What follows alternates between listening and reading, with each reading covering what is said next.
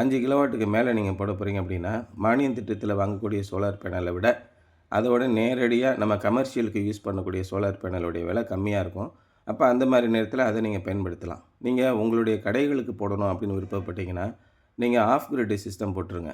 அது வந்து on grid சிஸ்டத்தால் ஏற்படக்கூடிய இழப்புகளை உங்களுக்கு சமாளித்து கொடுக்கும்.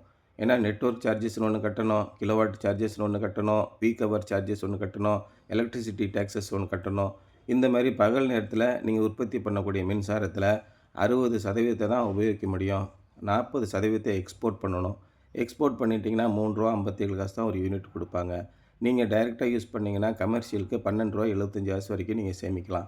இந்த மாதிரி பலவிதமான நன்மைகள் இருக்கிறதுனால பெரும்பாலும் நீங்கள் வந்து கமர்ஷியலுக்கு சின்ன சின்ன கடைகள் 5000 கரண்ட் பில் வருது, 10,000 கரண்ட் பில் வருது, 20,000 கரண்ட் பில் வருது, இந்த மாதிரி கடைகளுக்கெல்லாம் இப்போ lithium ferrous phosphate hybrid inverters வந்திருக்கு.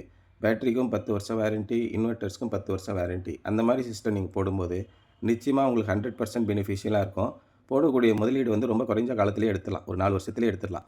அதேமாதிரி கமர்ஷியல் எஸ்டாப்ளிஷ்மெண்ட்டாக நீங்கள் இருந்தீங்கன்னா, அதில் 10% வரைக்கும் ஜிஎஸ்டி இன்புட் கிரெடிட் எடுத்துக்கலாம்.